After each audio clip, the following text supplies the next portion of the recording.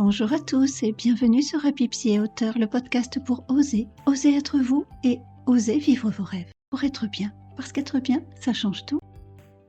Bonjour Samantha, je suis ravie de te recevoir aujourd'hui. On s'est vu il n'y a pas très longtemps pour un super week-end et je voulais t'inviter pour te présenter à mes auditeurs que je salue. Merci à vous tous d'être présents aujourd'hui. Samantha, tu es énergéticienne, tu es cartomancienne, conférencière, tu accompagnes les gens. Donc je vais te laisser te présenter parce que tu as tellement un vécu inspirant que tu rentres parfaitement dans Ils ont rêvé et ils ont osé. Eh ben, merci pour cette invitation. Déjà, ça m'a fait énormément plaisir de te rencontrer ce week-end avant ce podcast parce que ça m'a vraiment permis de créer un lien avec toi et c'est vrai que du coup, c'est toujours plus sympathique de connaître la personne avec qui on échange. Donc moi, je suis énergéticienne, cartomancienne, en effet, conférencière maintenant. J'ai pour but vraiment d'accompagner les femmes principalement. Je ne suis pas fermée à accompagner les hommes aussi, mais principalement les femmes avec tout ce qui va être transmission transgénérationnelle, donc les mémoires familiales, tout ce qui va être aussi au niveau du karma, tout ce qui va être ces ponts en fait qui font qu'aujourd'hui, on a l'impression des fois de vivre des choses qui nous appartiennent pas toujours, d'avoir des croyances limitantes, d'avoir ces espèces de schémas un peu bloquants et limitants. J'ai vraiment envie de rendre aux femmes leur plein pouvoir et de se décrocher de ce passé qui parfois leur appartient et parfois ne leur appartient pas. Ouais. C'est super intéressant parce que on n'a pas toujours conscience d'ailleurs de ce poids du transgénérationnel qui pèse sur nous. Et moi, je trouve ça fascinant. J'ai déjà fait pas mal de constellations familiales, de travail en psychogénéalogie. Mais je crois que tu as une expérience aussi qui t'a amené à tout ça. Tout à fait. C'est-à-dire que moi, en fait, j'ai toujours été dans cette notion de il faut oser dans la vie, mais parfois les peurs prennent le dessus. Et quand on y réfléchit, on se dit, mais ces peurs, elles sont pas vraiment à moi. Pourquoi il y a quelque chose qui me retient? Et en fait, quand on y réfléchit, souvent, c'est les autres. J'ai ouvert mon salon de coiffure, parce qu'avant d'être énergéticienne, j'étais coiffeuse. J'ai ouvert mon salon de coiffure à 24 ans. Et en fait, à cette époque-là, il y a beaucoup de personnes qui me disaient, mais tu rachètes un salon de coiffure qui ne fonctionne pas, tu vas te retrouver avec des dettes, tu as 24 ans, ça va faire une grosse somme d'argent, tu es sûr de ce que tu fais. Et en fait, c'est les peurs des autres qui parlent. C'est parce que les autres n'ont pas le courage de le faire. Et je me suis dit, ben ouais, je me lance parce qu'au pire, je perds quoi? Au pire, eh ben, je revends. C'est déjà une entreprise qui se casse la figure, donc je pourrais pas plus l'effondrer que ça. Et au pire, je retrouve un travail, j'en suis capable. Donc me voilà partie dans ma première expérience de vie où je me dis, ben voilà, aujourd'hui, tu te lances à ton compte, tu as 24 ans, tu as la vie devant toi. Et me voilà partie pour 8 merveilleuses années. Et en fait, au bout de 7 ans, je deviens maman. Et la vie a fait que ben, j'élève cette petite fille toute seule. Elle n'a pas de père, elle a un géniteur qui aujourd'hui a choisi de ne pas faire partie de sa vie. Et pour moi, c'était pas un problème. Mais là où s'est présenté un problème, c'était dans la notion de gestion du temps. Une entreprise, quand tu as un salon de coiffure, que tu gères une entreprise enfin, qui a autant de demandes énergétiques, plus le fait d'être maman toute seule, même si j'ai ma famille qui est à côté, ben, c'est quand même un poids en plus. Je me suis dit que je ne peux plus concilier les deux. Et là, je pense que la première porte, malgré le fait que je tirais déjà les cartes, malgré le fait que j'étais déjà le pied dans l'énergétique, je pense qu'une première porte s'est ouverte où l'univers m'a parlé et m'a dit, en fait, il y a du changement qui va s'opérer. Et j'ai osé, on va dire encore une fois, parce que ce terme oser fait partie de mon vocabulaire au quotidien. C'est mon mantra aussi, hein, je te Non, mais rassure. c'est ça. Mon mantra depuis toujours. C'est vraiment, j'ai osé dire, OK, je reçois un mail un soir qui me dit, on recherche une enseignante sur Montpellier. Et j'ai osé dire, OK, allez, j'envoie. J'ai fait un CV en 2 secondes. Même, je ne sais même pas s'il y avait une lettre de motivation dans ce que j'ai envoyé. Le lendemain matin, je reçois un coup de téléphone. Vous avez rendez-vous mercredi. J'arrive le mercredi et moi, je pensais être là pour un entretien d'embauche. Et en fait, on me dit, vous commencez le lundi. Waouh! Ok, sauf que moi j'ai un salon de coiffure à gérer et qu'à la base, je rappelle que je voulais lâcher le salon de coiffure pour avoir du temps pour ma fille. Sauf que là, je me retrouve à avoir un salon de coiffure, un travail d'enseignante et ma fille. Donc niveau temps, j'en avais plus du tout. Et en fait, ils me proposent un CDI. Et je leur dis, écoutez, moi, j'accepte votre CDI à condition que mon salon se vende. Dans une période où c'était très compliqué, parce que on était sur une période où beaucoup de salons de coiffure se vendaient, post-Covid, énormément d'entreprises se cassaient la figure. Et je décide, voilà, de le mettre en vente. Il s'est vendu en 4 jours. C'est-à-dire que là, si on peut pas dire que les planètes n'étaient pas alignées pour que je vende et que je parte, enfin, concrètement, tout était fait pour que j'aille vers l'énergétique. Et je me suis retrouvée à vendre le fonds de commerce. Donc les murs m'appartiennent toujours aujourd'hui. Donc ça aussi, c'est quelque chose, j'ai osé acheter les murs, j'ai osé investir dans de l'immobilier parce que ben, aujourd'hui, malheureusement, on ne sait pas de quoi sera faite notre retraite. Donc l'immobilier reste une valeur sûre. Et je me dis, voilà, aujourd'hui, je suis partie d'un poste, je me suis retrouvée enseignante. Je me suis rendu compte après 2 ans que l'enseignement, finalement, c'était pas dans mes valeurs, ça ne correspondait pas à ce que je voulais faire. Mais entre-temps, comme je travaillais à mi-temps, ça m'a permis de développer toute la partie énergétique, accompagnement à l'autre. Je me suis aussi formée pour avoir une posture parce que travailler l'énergétique sans aujourd'hui avoir cette posture-là, on peut faire n'importe quoi. Et aujourd'hui, des énergéticiens qui promettent la lune, et pour moi, en fait, si t'as pas une posture, si t'as pas un cadre et si t'as pas une protection, c'est bon pour te casser la figure. Donc, je me suis énormément formée. Je continue encore aujourd'hui à me former parce que pour moi, c'est quelque chose de primordial. Tu parlais des constellations familiales. Je me forme aux constellations familiales, je me forme à la numérologie parce que même si c'est pas des choses que je vais mettre en application dans mon travail, c'est des plus que je peux mettre en application dans mes accompagnements.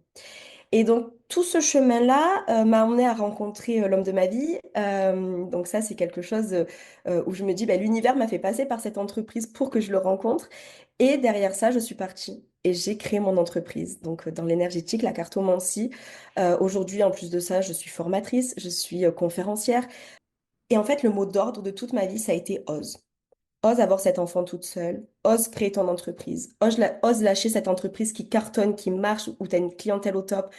Ose recommencer à zéro, ose changer de vie. Il n'est jamais trop tard pour changer de vie, pour quitter des relations toxiques, pour quitter des schémas toxiques, pour t'éloigner.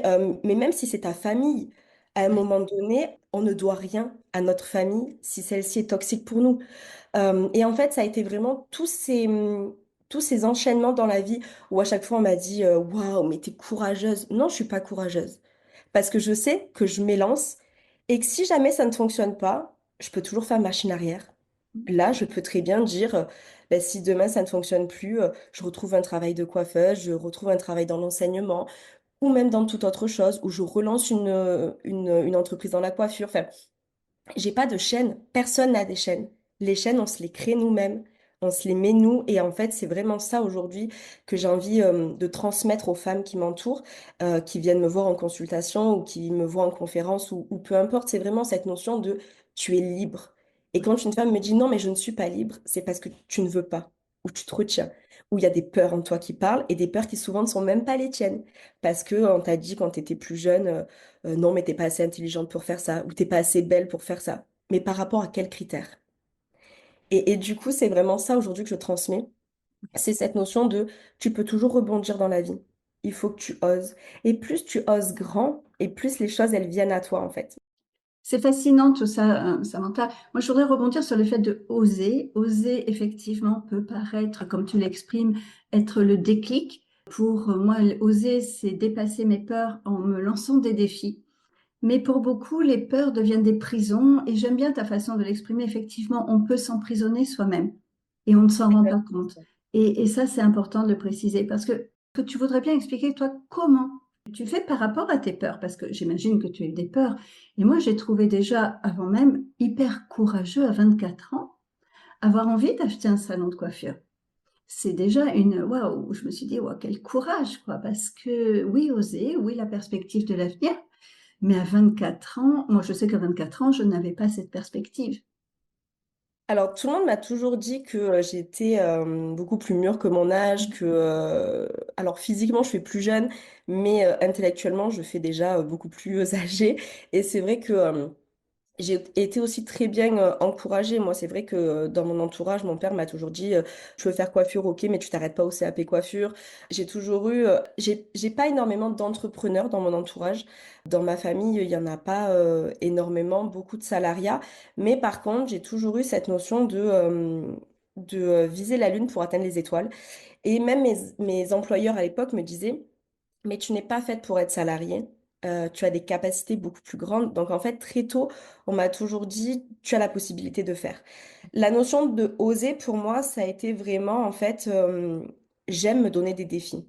En fait, si dans ma vie, je me lance pas des défis, je me lance pas des challenges, j'ai l'impression, en fait, de m'ennuyer. Alors, je sais pas si c'est une forme d'hyperactivité ou autre, mais c'est vraiment pour moi, euh, j'ai toujours eu une vie avec des péripéties. On m'a toujours dit, mais tu peux faire de ta vie un film, une série Netflix.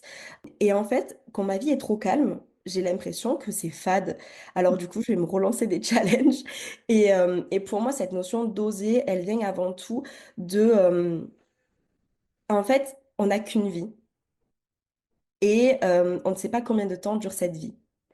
Et si tu remets à chaque fois au lendemain tes ambitions, en te disant, je suis pas assez vieille, j'ai pas assez d'expérience, c'est pas assez carré, c'est pas parfait, et ben en fait, tu n'avances pas. Et tu te retrouves très vite à procrastiner. Et puis après, un jour, tu te réveilles et tu te dis, waouh, j'ai 85 ans et en fait, tout ce que je voulais faire plus tard parce que j'avais pas assez d'argent, parce que j'avais pas assez de ci, parce que, et ben en fait, je ne l'ai pas fait. Parce qu'après, un jour, tu te dis, ah ben ça, c'est trop tard pour le faire. Ah ben ça, quelqu'un d'autre l'a fait. Ah ben Et en fait, pour moi, la notion d'oser, c'est prendre ta place, même si tout n'est pas parfait, même si tout n'est pas encore là où tu voudrais l'emmener, prends ta place et petit à petit construis, mais prends ta place. Oser, c'est s'autoriser déjà à faire ce premier pas. Et ce premier pas, une fois que tu l'as fait, bah, tu es dans la stimulation. Et puis, je pense que on attire à soi ce que l'on dégage. Donc, en même temps, c'est un message à l'univers qui va continuer à nous envoyer sur ce chemin. Si c'est le bon chemin, si ça fonctionne pas, c'est que Exactement. c'était pas le bon chemin. Et dans ces Et cas-là, on a expérimenté. c'est ça. Et même si c'est pas le bon chemin, moi je dis toujours dans la vie, il n'y a pas de mauvais chemin. Non, C'est-à-dire que si c'est un chemin où tu te sens pas à l'aise, où tu sens des difficultés, c'est que tu devais aussi passer par ces difficultés pour réaliser que quelque chose d'autre t'attend, que quelque chose d'autre dans une branche qui était totalement différente. Chaque difficulté, chaque épreuve, chaque notion de ralentissement t'apporte quelque chose. bien sûr. Et ça, dans absolument tous les aspects de ta vie, que ce soit des relations, que ce soit le travail, que ce soit au niveau de la famille, au niveau des amis, enfin, chaque pan de ta vie va vraiment t'apporter quelque chose. Et je suis même amenée à dire que parfois, il y a des choses qui sont dans ta vie de passage, juste pour t'apporter quelque chose à l'instant T. Comme moi, par exemple, le fait d'être dans l'enseignement, les planètes se sont alignées, je me suis dit, OK, c'est que l'enseignement, c'est à 100% fait pour moi. En fait, non, c'est juste que je devais être là à ce moment-là pour rencontrer quelqu'un. Une fois que la rencontre était faite, bah, tu peux passer à autre chose d'encore plus grand. Et c'était pas un échec. Ça a jamais été un échec de dire, tu as tout vendu pour ça, alors qu'au final, c'était pas pour toi. Jamais j'ai vu ça comme un échec. J'ai vu ça comme une expérience de vie qui m'a emmené quelque chose d'encore plus grand et qui m'a permis d'être là où je suis aujourd'hui. J'allais dire ne jamais voir sa vie comme un échec, mais voir sa vie comme des expériences. C'est ça, c'est ce que je disais, c'est ce que j'allais dire. Il n'y a pas d'échec, il y a juste des expériences qui t'amènent à comprendre déjà des choses de cette expérience qui n'est pas toujours facile à vivre, et puis rebondir et tu en sors toujours grandi. Et puis si tu t'arrêtes parce qu'il y a un échec, tu vas pas avancer dans ta vie. Et oser fait partie justement d'oser se planter. Et quand on plante, on sème de toute façon et on récolte un jour. Exactement. Et Alice, cat designer, Alice Cattelino, qu'on connaît toutes les deux, a pour habitude Que de prendre j'adore. et qui a pour habitude de prendre comme exemple des grands, en fait, qui, à chaque fois, ont fait des demandes et se sont cassés la figure. On refait des demandes et se sont cassés la figure. Et ont mis des années à être reconnus dans leur profession, à être connus, à gagner de l'argent. Mais en fait, c'est des personnes qui se sont présentées à plusieurs banques, qui se sont présentées à plusieurs investisseurs, qui se sont pris plein de refus dans la tête. Et en fait, ils n'ont pas perdu leur leitmotiv et se sont Tout à dit, fait. allez, c'est pas grave, je sais que je vais tomber sur quelqu'un qui va croire en mon projet. Et au final, c'est tous les autres qui n'ont pas cru qui s'en mordent les doigts aujourd'hui. Bien sûr. Et en fait, Bien à chaque sûr. fois qu'elle prend ces exemples-là et qu'elle nous motive avec ça, c'est vrai que je me dis, mais en fait, de toute façon, si c'est pas toi qui le fais, c'est quelqu'un d'autre. Et si à un moment donné, tu baisses les bras, eh ben, quelqu'un d'autre, lui, aura le courage d'aller au bout de ce projet. Donc pourquoi la personne qui a le courage d'aller au bout de ce projet, ce serait pas toi? Voilà. Et même si tu te prends des refus, il y aura toujours quelqu'un qui te suivra et qui se dira, OK, là, maintenant, c'est la bonne idée, c'est le bon moment. Et parfois, si tu te prends des refus, c'est que c'était pas le bon moment Oui. et que ça aurait pas marché à hauteur de ce que ça va Oui. marcher par la suite aussi, des fois. Ou ça t'amène à revoir avec des pistes d'amélioration ton projet pour qu'il puisse fonctionner. Tout à fait. Ma mère a pour habitude de me répéter, et je pense que ça aussi, ça a été une motivation dans mon enfance, elle a pour habitude de me répéter, si ce n'est pas pour toi, c'est quelque chose de mieux t'attend derrière. C'est ça. C'est Et, ça. euh, et ça marche pour tout, hein. Je Oui. vais faire les soldes, les chaussures sont pas à ma pointure, c'est que derrière, je vais les avoir encore moins chères ou que je vais trouver autre chose qui va me plaire encore plus. Ça a été le cas pour ma maison, ça a été le cas pour mon salon de coiffure, parce qu'avant d'acheter ce salon de coiffure-là, j'en avais visité un autre où il y avait énormément de travaux qui me coûtaient beaucoup plus d'argent, qui étaient beaucoup plus loin de chez moi. Et en fait, le projet ne s'est pas fait. Et sur le coup, je me suis dit, allez, c'est bon, t'as investi du temps, t'as investi. Et au final, quand j'ai trouvé ce salon de coiffure à côté de chez moi, mais magnifique, et là, je me suis dit, mais c'est pour ça que l'autre s'est pas fait. Parce que c'est celui-là qui t'attendait, en fait. Il y a un adage qui dit c'est un mal pour un bien, et ça, j'en suis convaincue. Moi, alors, quand les choses ne se font pas, oui, bien sûr, j'ai une déception sur l'instant parce que c'est normal, on s'est investi dans quelque chose, mais je me dis c'est pas grave, c'est qu'il y a mieux après. Et c'est très, très souvent le cas. C'est ça. Ça va vraiment avec toute cette boucle-là de oser, de se faire confiance. Et même si tu n'as pas confiance en toi, je dis pas ça parce que moi, j'étais ultra confiance en moi, parler en public, pas du tout. Très timide, très réservée. Mais à un moment donné, ben, il te faut prendre cette confiance. Il te faut te dire, t'as pas le choix, quoi. Faut y aller là. Parce que à un moment donné, quand tu vois les deux chemins qui s'offrent à toi, ben, qu'est-ce que tu as envie de faire dans ta vie? Être toujours dans le... Alors, je parle du salariat, mais l'entrepreneuriat n'est pas fait pour tout le monde, hein. Mais toujours dans cette notion de tu veux rester salarié toute ta vie, tu as envie d'entreprendre et de créer des projets. La coiffure, c'est un milieu de requins. La coiffure, si tu travailles pour un patron, tu peux être amené à faire 60 heures par semaine, payer 35. C'est vraiment un milieu où la clientèle peut très mal te traiter parce que tu es considéré comme moins que rien. Parce qu'à l'époque, mon époque, c'était tu fais coiffeuse parce que tu sais rien faire d'autre. Moi, j'ai déjà entendu des parents dire à leurs enfants si tu travailles pas bien à l'école, tu finiras coiffeuse. Et en fait, c'est là où je me suis dit, montre-leur à tous qu'ils ont tort. Même si t'as pas l'impression d'être la meilleure, même si t'as pas l'impression d'être la plus forte, t'as juste envie de te prouver à toi-même que t'es capable. C'est même pas prouver aux autres, déjà c'est se prouver à soi-même. Oui, et puis déjà quand tu as un rêve, parce que oser, c'est génial, c'est ce qu'on vient de faire, mais combien s'interdisent de rêver? Et déjà, c'est ton rêve qui va te donner cette stimulation qui va te permettre d'oser. Et même si tu n'as pas de confiance en toi, tu crois en ton rêve. Et ça te donne l'énergie dont tu as besoin pour oser. Et je crois que la base de tout, c'est s'autoriser à rêver pour oser. C'est exactement ça. Le rêve est un moteur. Dans la pièce d'à côté, c'était ma chambre quand j'étais enfant. Et sur le mur, il y a écrit arrête de rêver ta vie et commence à vivre tes rêves. Et je l'ai écrit en gros sur le mur de ma chambre. Oui, oui, oui. Et pour moi, ça a été. J'ai écrit ça, je devais avoir 14 ans. C'est encore là aujourd'hui, j'en ai 34. Ça prouve vraiment que dans la vie, comme tu dis, le rêve est un moteur. Et il y a des personnes qui ont toujours rêvé d'atteindre les étoiles. Et en fait, un beau jour, quand ce rêve s'accomplit, elles se disent, mais c'est mon rêve d'enfant. Mais parce que justement, elles se sont autorisées à rêver. Et en plus de ça, pour en revenir au schéma du transgénérationnel, c'est combien de personnes ont leur rêve brisé par des adultes? Tu ne seras jamais capable de faire ça. Tu ne pourras pas faire ça. C'est utopique. C'est irréalisable. Il faut arrêter avec ces croyances limitantes. Il faut arrêter de dire à un enfant, tu veux faire astronaute, tu n'y arriveras jamais. Moi, ma fille, elle veut faire astronaute, elle veut faire dentiste, elle veut faire danseuse ballerine, elle veut faire... Rêve, ma fille, rêve. Parce que tes rêves, c'est ce qui va te porter, c'est ce qui va te pousser. Moi, j'ai vécu une expérience. Mon filleul a eu un très grave accident. Il est resté dans le coma pendant 42 jours et quand il est allé en rééducation, on n'arrivait pas de... Les gens lui disaient, arrête de rêver, ta vie ne sera plus jamais la même.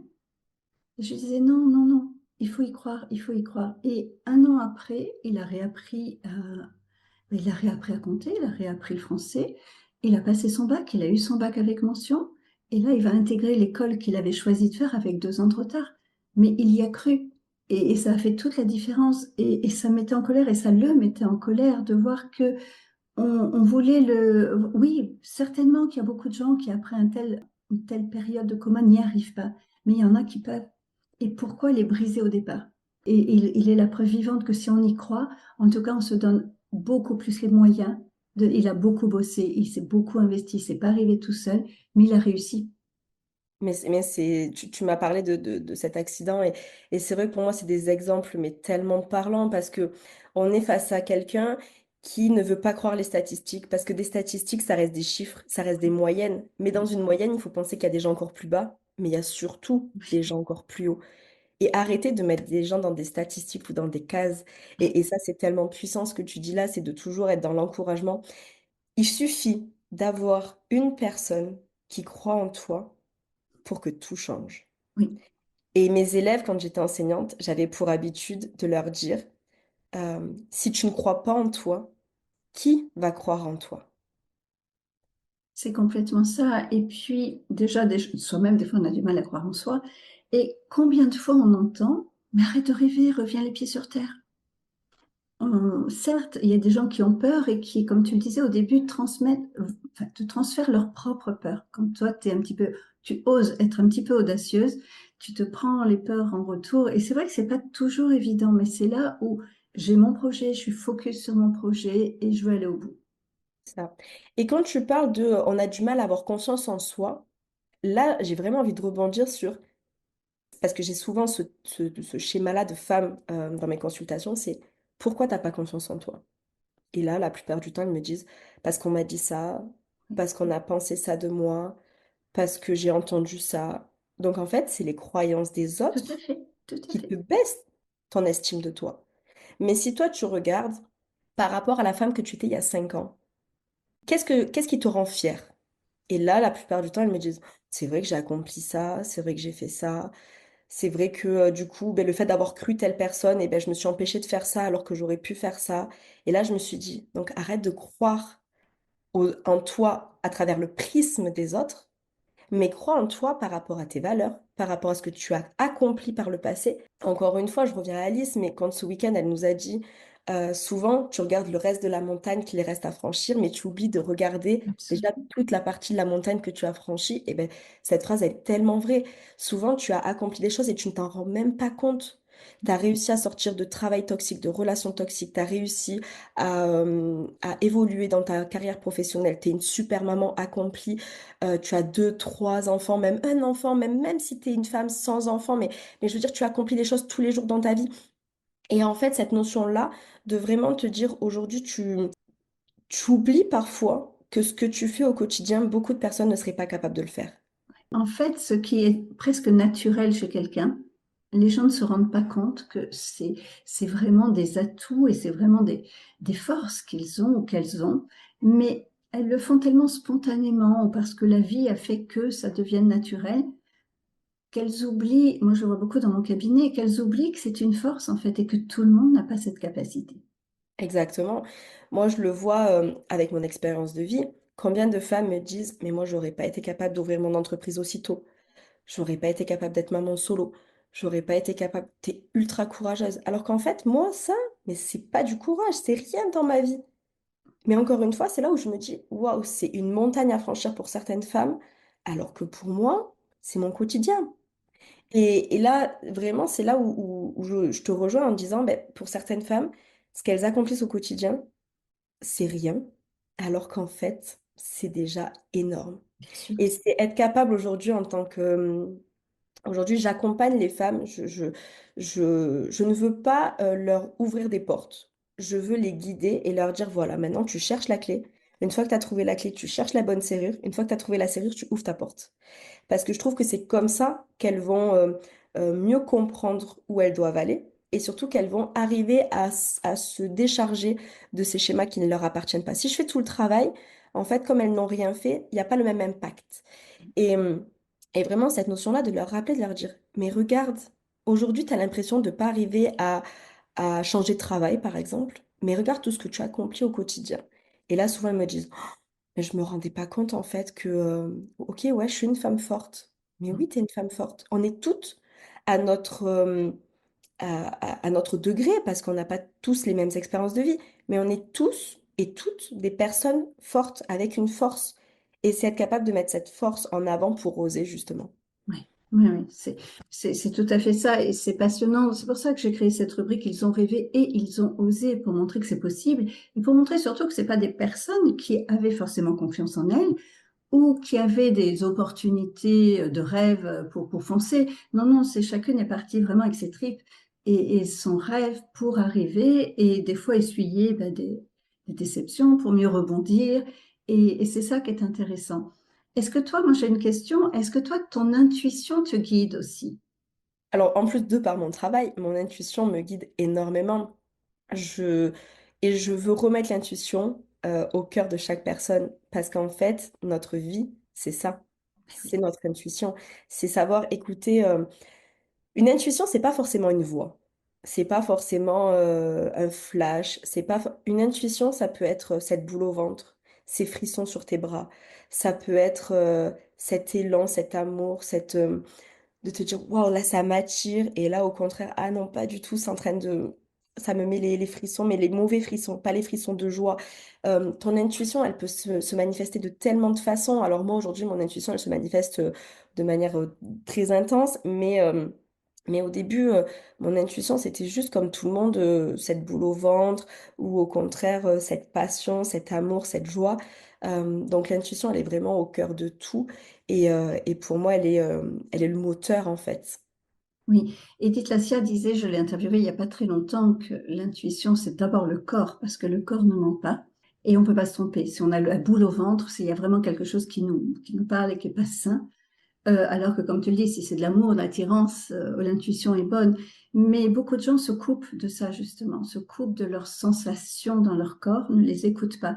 Après, il y a le cœur, après, il y a la pensée, mais à la base, tout vient dans le corps.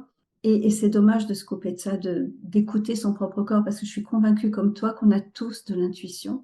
Et qu'après, c'est un muscle qu'on peut entretenir. Et comme tu le dis, aujourd'hui, c'est naturel pour toi et ça a pris une proportion énorme. Mais à la base, c'était des ressentis plus que des choses palpables. C'est ça. Et j'ai même envie de rebondir sur ce que tu dis là, parce que l'intuition, parfois, on se coupe pas nous-mêmes, mais c'est les autres qui nous coupent. Oh, arrête avec tes idées là. De suite, tu penses du mal des gens, ou de suite, tu veux pas faire ça. Et en fait, non, c'est juste tes tripes. Et comme du coup, les autres te disent, ah, mais c'est bon, fais-moi confiance. Et en fait, du coup, tu vas te couper de ce que toi, tu ressens. Et souvent, tu te dis, ça arrivé combien de fois que tu te dises, oh, si je m'étais écoutée je ne me serais pas retrouvée dans ce guêpier, dans ce truc. Et, euh, et c'est vraiment là, l'intuition, c'est la base de tout. Et j'ai même envie d'aller plus loin. Quand on me dit, oui, mais toi, tu as un don. Pour moi, c'est pas un don. Pour moi, c'est l'écoute de soi, l'écoute de ses ressentis, de ses intuitions, l'écoute de ses énergies, l'ouverture aux autres. Ce que je fais, tout le monde est capable de le faire. C'est un apprentissage, c'est un travail, c'est une connexion à soi et à l'invisible. Et on est tous faits d'énergie. Quand on voit des raz-de-marée, des tsunamis, qu'on voit les animaux qui quittent les lieux en avance, quand on voit les oiseaux qui s'en vont, quand on voit ils ont fait confiance à leur intuition, ils ont fait confiance à leurs énergies, à l'énergie de la Terre, et on est tous en capacité de faire ça. Il y a des fois où tu te dis, tiens, je vais traîner un peu plus avant de prendre la route aujourd'hui, et paf, t'arrives, il y avait un accident de la route.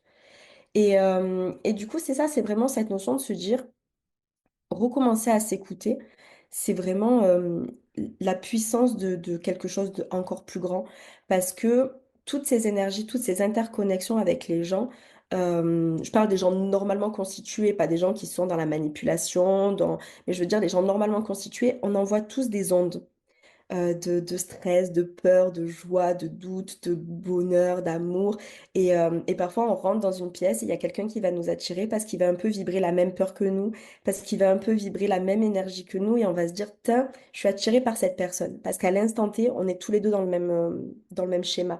Et quand tu parles de avoir la boule au ventre, là encore une fois, quand tu écoutes ton intuition, c'est savoir différencier cette boule au ventre qui rend mal à l'aise et cette boule au ventre qui est juste une peur qui veut nous parler Tout à parce fait. que, mine de rien, on a tous un ego, on a tous un cerveau qui veut nous maintenir en sécurité et qui veut pas nous Absolument. faire sortir de notre zone de Mm. confort. Et Parfois, on va avoir cette boule au ventre qui va juste être là pour nous dire, Hey, tu n'es pas capable de faire ça parce que je suis ton ego, parce que je parle à ta place et que je suis cette petite voix malsaine en toi. Alors malsaine, pas toujours, mais cette notion de Ça peut être une protection, juste une peur oui, qui veut te mettre en protection et qui, par ce comportement, t'amène à ne pas aller au bout de tes rêves. Ce qui peut exactement. sembler malsain, mais à la base, elle veut te protéger. C'est ça. Et moi, c'est ce que je dis aux gens, c'est écoute cette petite voix, mais dis-lui, ok, je te mets de côté, laisse-moi essayer. Et puis au pire, si je me casse la figure, ben, je choisirai ton option à toi et je referai ça, ça, ça, ça, ça. Mais c'est oser, c'est savoir mettre cette petite voix, cette petite peur en sourdine. Juste, ok, je te mets en mode avion aujourd'hui et je vis ma vie. Ouais, j'aime bien la notion de mode avion. T'es toujours là sur mon téléphone, mais t'es en mode avion. Ouais, ouais. Moi, je mets ne pas déranger. Ouais, Ça, c'est ça. voilà. Et c'est ça l'image que j'ai. Mais j'avais pas l'image du mode avion, mais ne pas déranger. Voilà. Des Ouais, fois, je me dis, non, stop, on se met en mode ne pas déranger. C'est génial, on pourrait t'écouter des heures à partager, on pourrait refaire un podcast. Si avec tu plaisir. avais un dernier message pour nos auditeurs, ce serait quoi?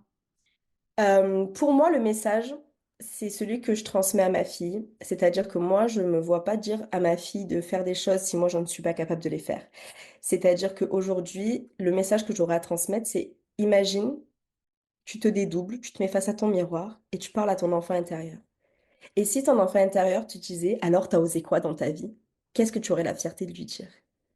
Quel message tu te transmettrais à toi-même, mais à toi-même dans une version plus enfant ou dans une version plus adulte. C'est-à-dire que si tu étais face à la version de toi de 60 ans, 70 ans, et qu'elle te disait ah ben alors tu vois, t'as osé ça dans la vie, on en est là et tout. Et en fait, c'est vraiment ce message de arrête de voir ton prisme pardon, à l'heure actuelle, vois ton prisme beaucoup plus large.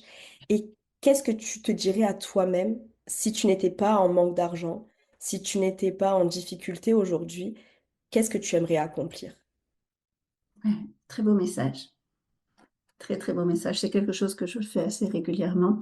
Et souvent, moi, ma force vient de me dire, quand il m'arrive des choses pas sympas, et comme tout le monde, je me dis, si tu étais ta patiente, tu lui dirais quoi?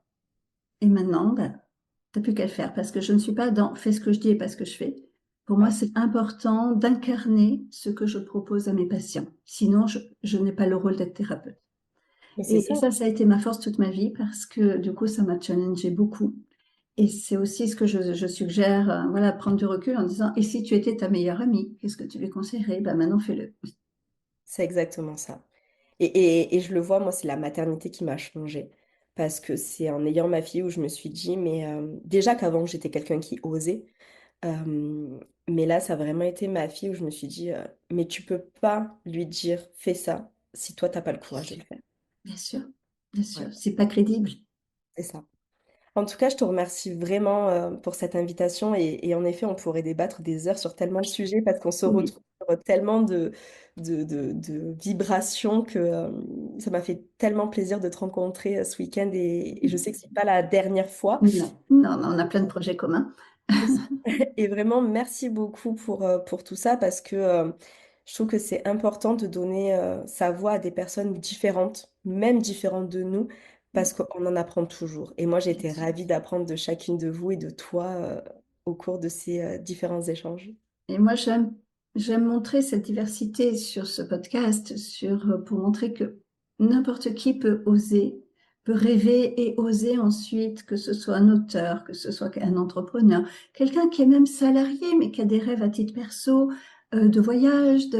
Et j'ai une auteure qui a fait le tour du monde, qui a tout vendu pour partir un an ou deux, je ne sais plus, avec son mari, faire un tour du monde. Enfin, c'est des expériences de vie tellement géniales que j'avais envie de le partager et montrer que c'est possible. Donc, et merci à toi d'avoir accepté, ça me fait très plaisir.